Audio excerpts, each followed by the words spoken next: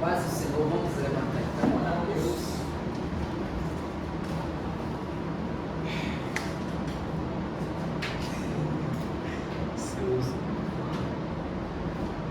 Olha aí.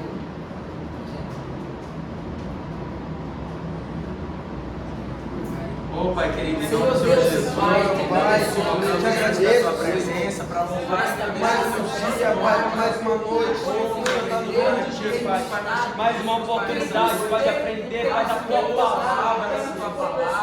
Te agradeço, Pai, por esse dia, Pai, por ter me dado fôlego de inspiração, Pai, para estar escrevendo, Pai, com fome, Jesus. E lembrando, Pai, a tua palavra, Pai, que cura, Pai, que liberta, que transforma, que renova, Pai, minha força, Pai, me dá confiança de prosseguir a cada dia, Senhor.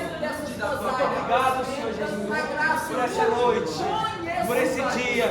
Minha Pai está completando esse dia com chave de ouro, Pai, o ensinamento da tua palavra, Senhor. Eu te agradeço, Pai. Abençoe essa noite, Senhor. Que essa noite seja maravilhosa, Senhor. Na tua presença, no teu nome, em nome de Jesus. Amém, Jesus.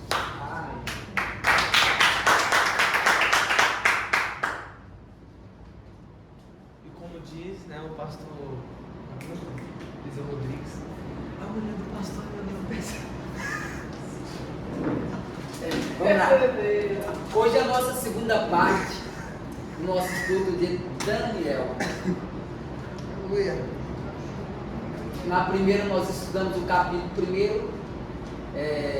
o cativeiro babilônico, Daniel decidindo a não se corromper. Capítulo de número 2, ele já está interpretando o sonho de Nabucodonosor.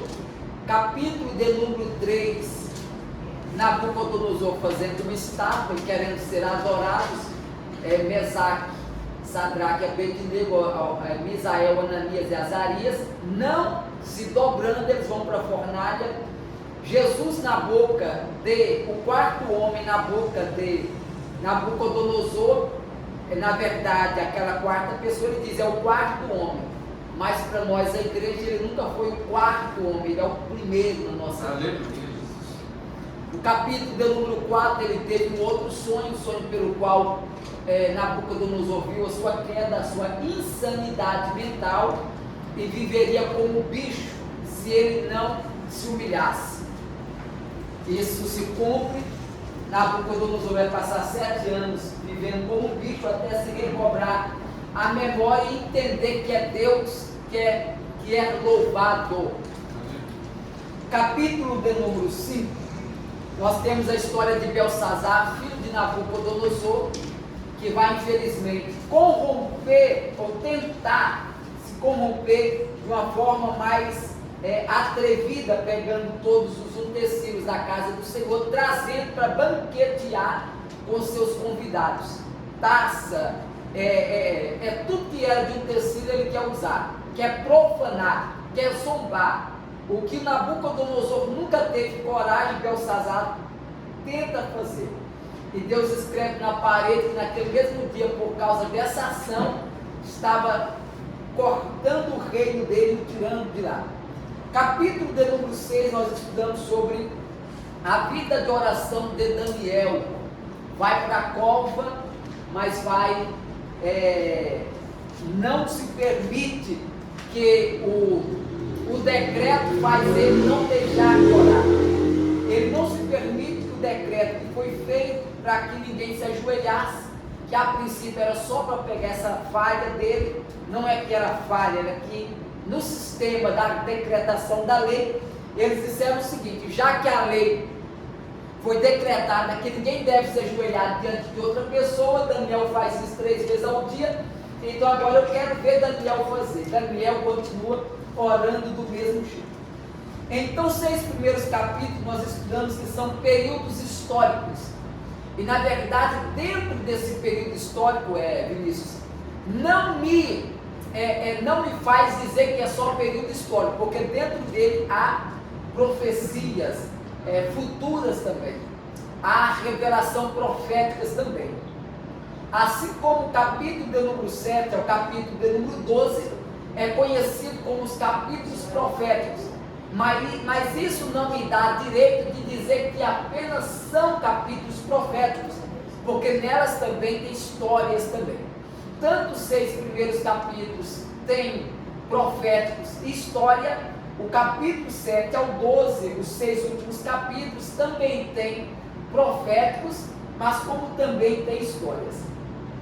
E a primeira das revelações que Ezequiel vai ter, que Daniel vai ter, é o capítulo de número 2.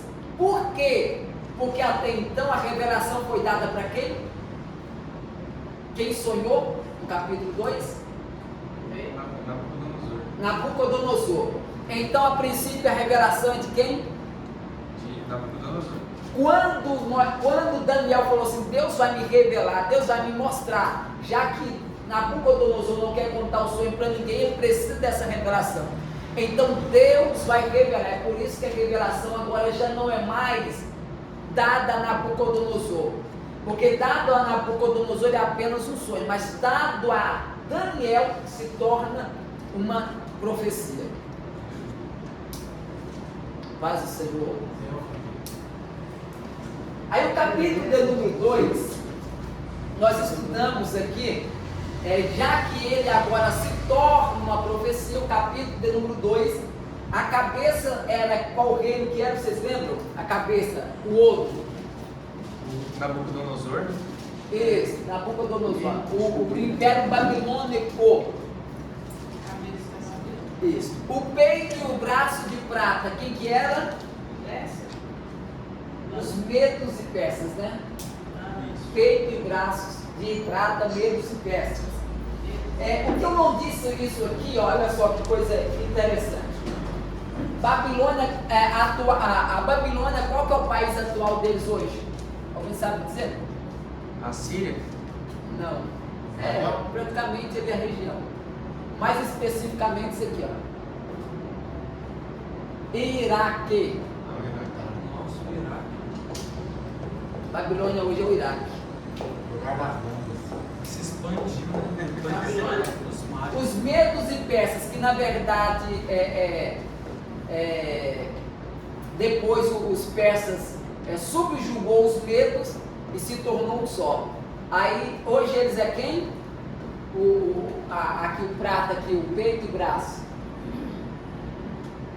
Os medos e persas, que país que é eles hoje? Alguém sabe dizer? Afeganistão. Rússia. Vocês entenderam agora o que é a profecia de Daniel? É tão interessante porque eles estão aonde? Na atualidade das guerras, do conflito com Israel, constante até hoje. E é só o fácil mexendo.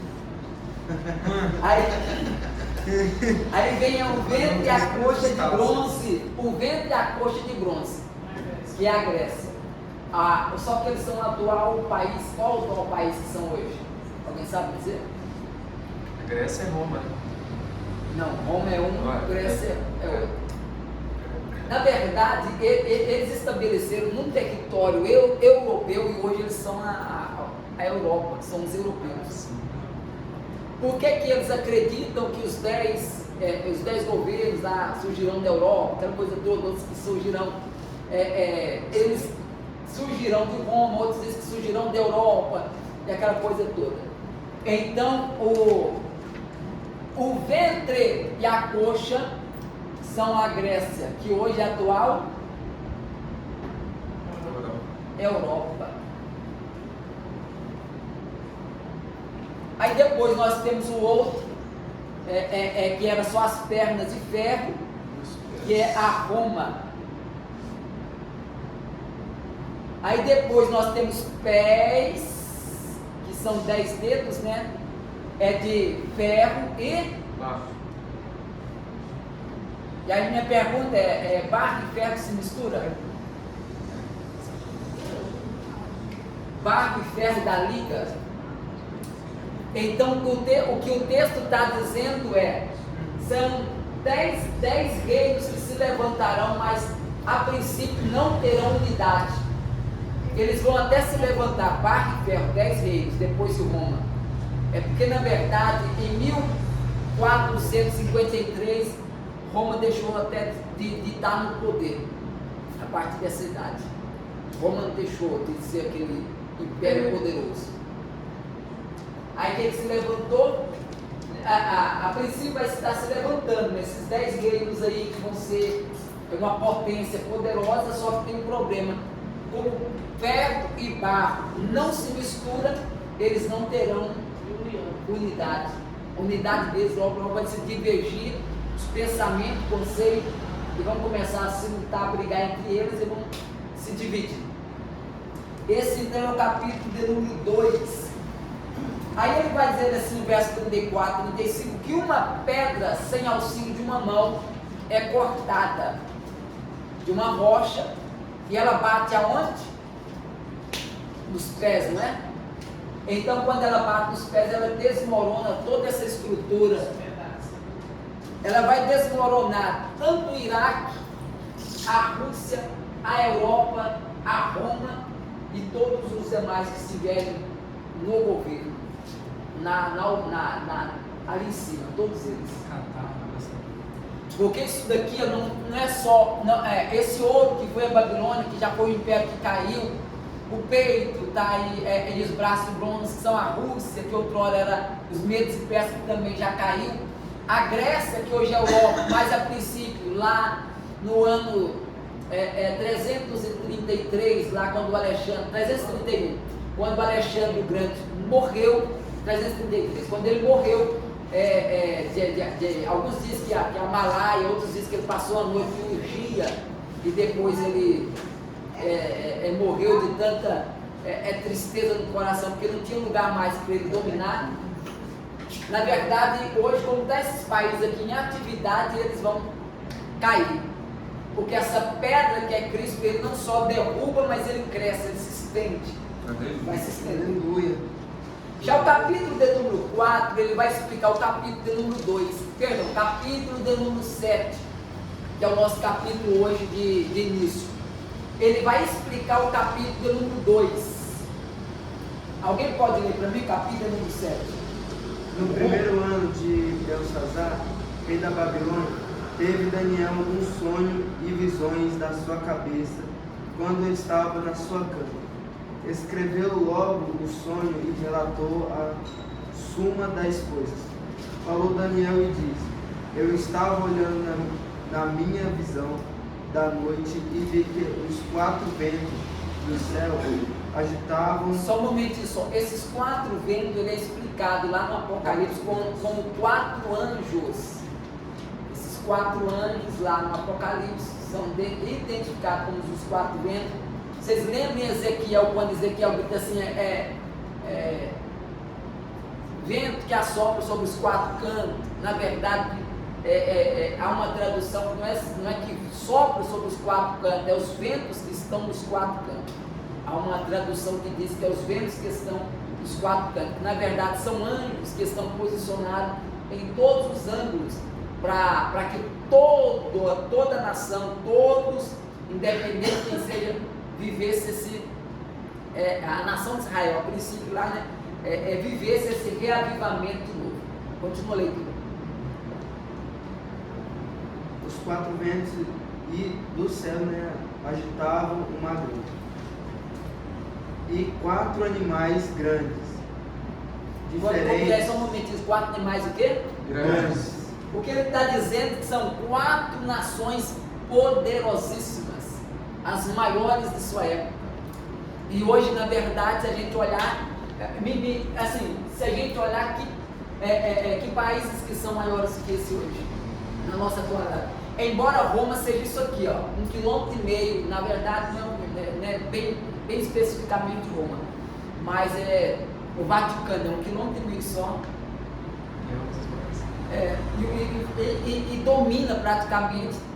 Ninguém toma uma decisão. Se o Papa vier aqui no Brasil e falar, ó, negócio seguinte, a partir de hoje vamos emendar logo, fazer esse negócio virar só uma moeda, só esse do Pix aí, acontece, pode acontecer. Então a gente, infelizmente, está debaixo deles, porque o texto diz que o 4º animal ele tem poder de mudar as épocas, mudar o tempo, mudar a estação, mudar tudo. O que eles fizeram? Mudou os calendários, mudou a estação, muda tudo.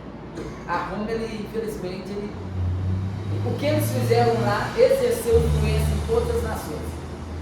Então as nações aqui, a princípio, a gente tem que ter ideia que ela é grande, não é uma nação pequena, não são coisinhas pequenas. Então todas elas são grandes. São todos os quatro, o texto diz que são animais grandes, ou seja, são nações grandes, diferentes uns dos outros, subiam do mar. Olha, o que é o mar lá no Apocalipse, capítulo 12, vocês lembram?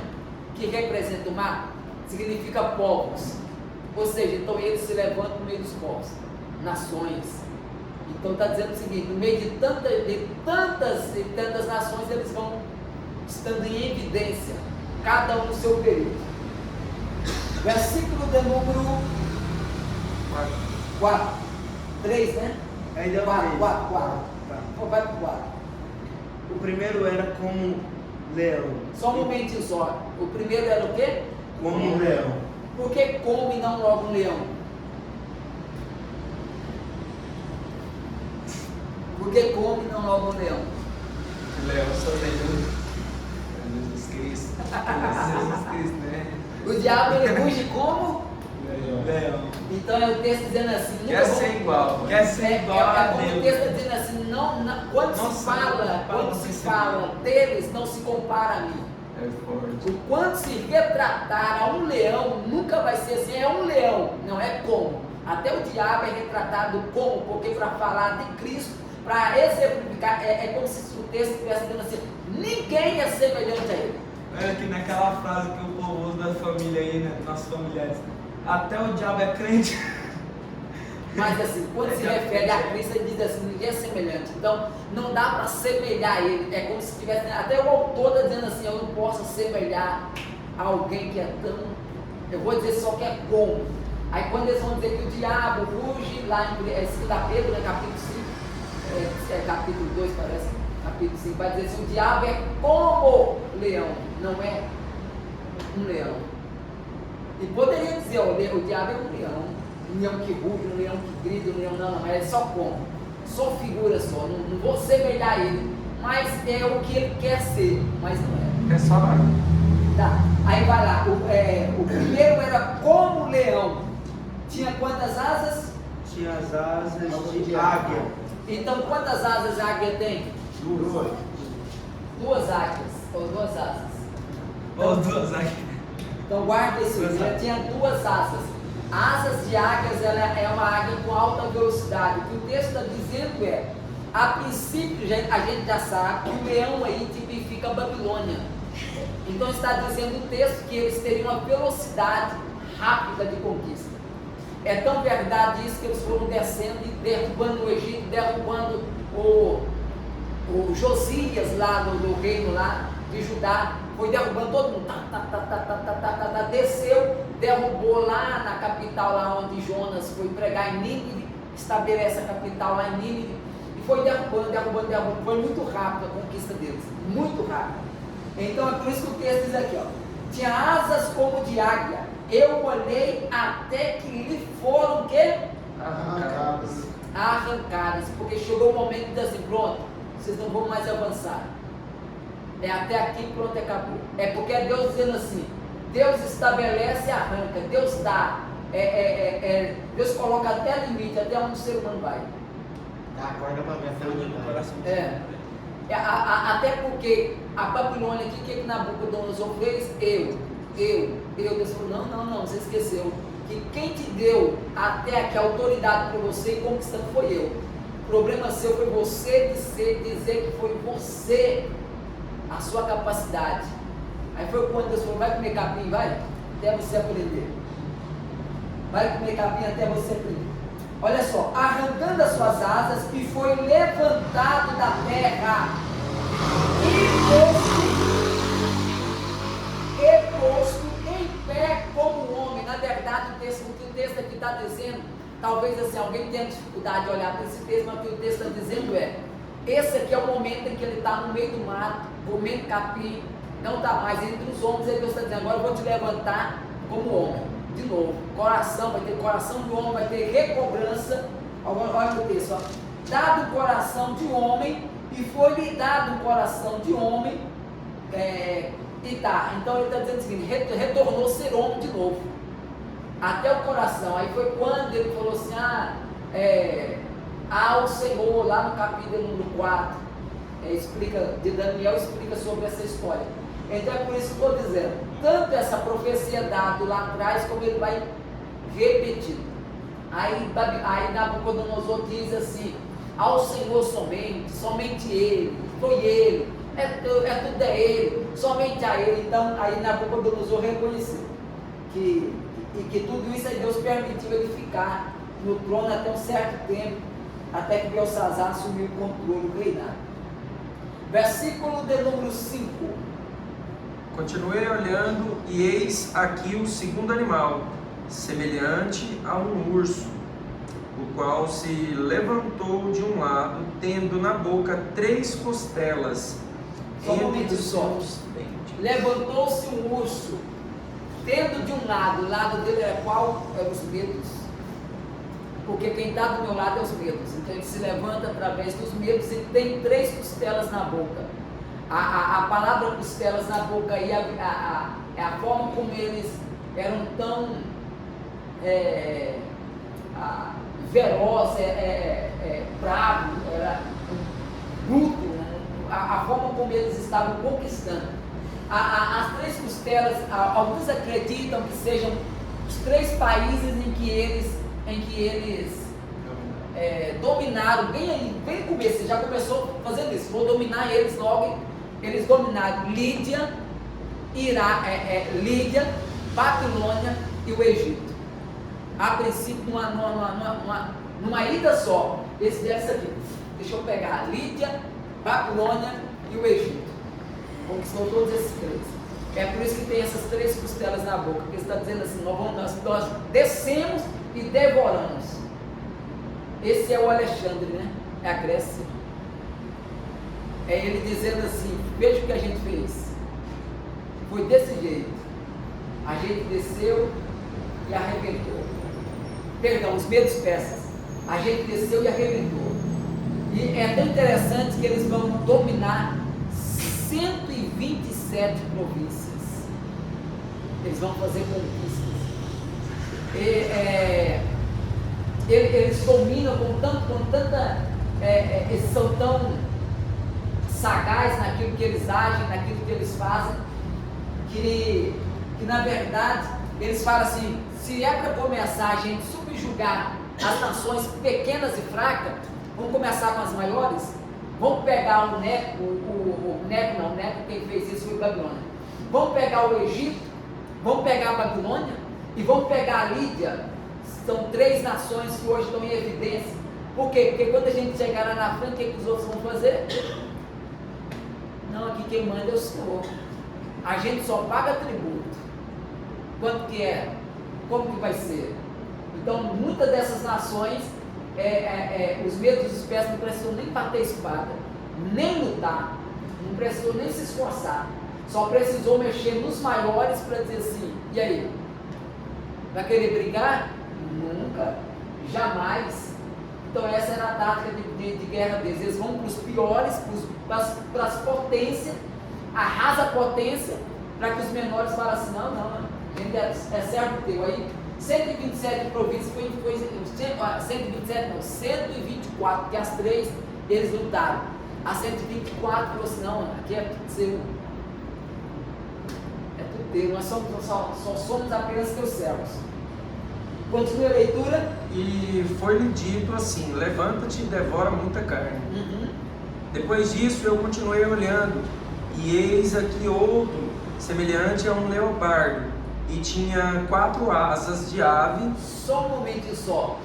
Se colocar um leão, um urso, um leopardo numa corrida de 1000 metros, quem ganha? Leopardo. Então está dizendo o seguinte, não precisava nem de ter 4 asas. Mas o texto diz assim, ele é tão rápido, mas ele é tão rápido que ainda tem 4 asas. O leão tinha 2, ele tem 4. Ou seja, a corrida dele é muito mais rápida do que do leão e do urso. Mas além de correr rápido, ainda tem 4 asas para dar mais velocidade ainda no. Então está dizendo assim, os gregos, agora que são os gregos, dominados por Alexandre, está dizendo assim, vocês não têm ideia da velocidade. Para você ter uma ideia, João, com 25 anos de idade, Alexandre o Grande havia conquistado praticamente o mundo inteiro. Não tinha nada mais para ser conquistado.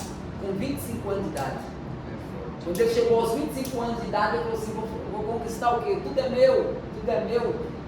Não tem lugar mais para conquistar. Não tem ninguém que tem coragem de levantar para vir contra mim. Não tem ninguém que tem coragem de me chamar para a batalha. Não tem ninguém que consiga rebeliar. Não tem ninguém que faz alguma coisa. Tudo é meu. Aí ele falou assim: estou perdendo até o sentido de viver. Porque nada que eu faça, porque o negócio dele era bater espada, o negócio dele era ir para a guerra, o negócio dele era colocar o capacete e dizer assim: eu estou indo para a batalha agora, viu? Estou indo para a batalha, e aí? Só que não tinha ninguém para batalhar contra ele. Ele falou assim: minha vida virou um tédio, uma mesmice. Aí foi por isso que ele foi caindo nas luxúrias, beber, farrear, noitada, assim. E alguns dizem que ele morreu de Himalaia, né? E continua a leitura aí. Asas de ave nas suas costas. Também tinha esse animal 4 cabeças. Sim, essas 4 cabeças, vocês sabem que são 4 generais, né? Ele tinha 4 generais que morria pelo rei, morria por ele. E tá, continua a leitura. E foi-lhe dado o domínio. Depois disso eu continuava olhando nas visões da noite, e eis aqui o 4º animal, terrível.